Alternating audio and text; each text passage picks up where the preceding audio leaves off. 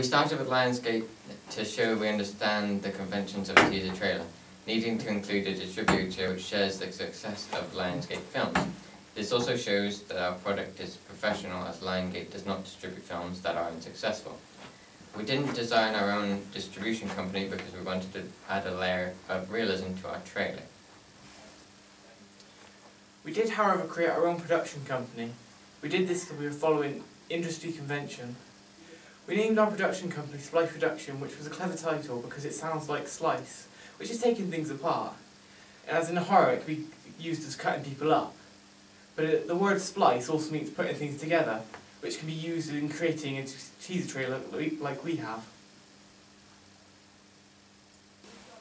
The iconic use of blood splat helped to shape our production company title to take form. The use of blood splat helps convey the sense that it will be a horror. We used a cracked background to show that something is broken or decaying. This gives a sense of horror.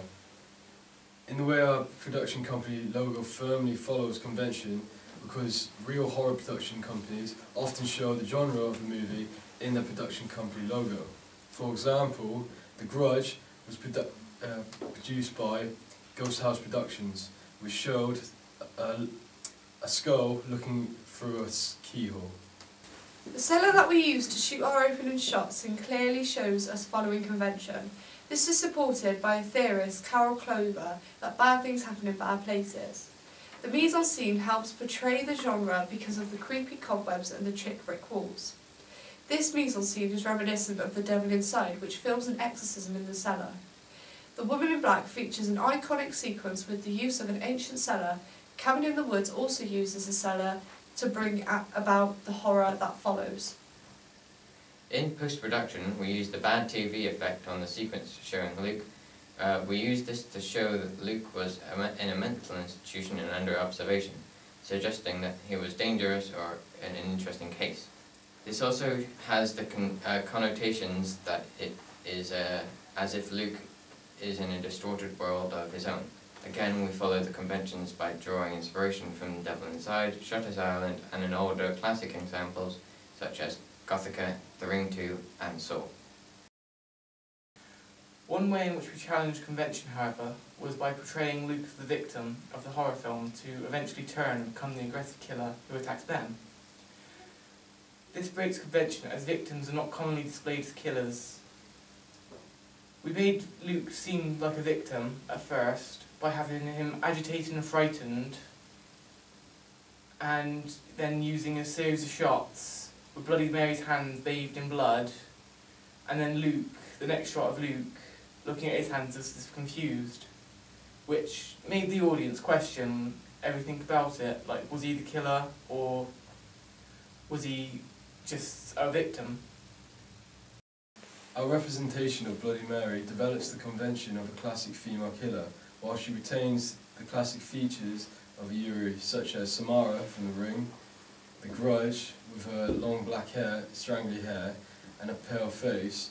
We have also created her to be appealing to a male audience. This is clearly seen in our poster, where our image of Bloody Mary looks like she's in a typical glamour pose, and also throughout our trailer, where she's scantily clad and moves provocatively. Another way in which we developed our representation of Bloody Mary is by filming her in black and white and then gradually film her in colour. We did this to suggest that the Bloody Mary legend is coming to life more. This is a symbolic representation of the journey of birth, where the vision first begins as monochrome and then develops into colour, showing the reincarnation of Bloody Mary. We used overlays throughout the trailer and post-production. Again, this confirms the typical convention. This is because of symbolism with fire. We used fire to show the genre is paranormal, which also draws in a female audience. For example, Sinister uses overlays in their titles to create a more horrific effect and emphasise the genre of the film. We follow classic media convention of reflecting dialogue throughout the teaser trailer on screen. An example of this is when Luke says black eyes, and the next shot is a close-up of Bloody Mary's eyes looking at the camera. This helps to develop a sense of narrative throughout the teaser trailer, while still listening to Luke's Luke narrating his experiences. Examples such as Woman in Black use this in their teaser trailer, by having a young girl's voice recite a poem that is reflected on screen as the trailer continues. We use the links at the end of our trailer to show the development and how media technology and social networks are becoming largely integrated into the filming industry. This also branches out to more of our younger audience, as social networking sites such as Facebook and Twitter have become more popular within the younger generation. We have used social networking sites such as Facebook and Twitter to distribute information about our teaser trailer, such as practice shots, posters and magazines. This helps us understand our audience's preferences of what they like in our teaser trailer and to get reviews and feedback on our work. This caused us to alter our work and improve it to fit to the audience's needs.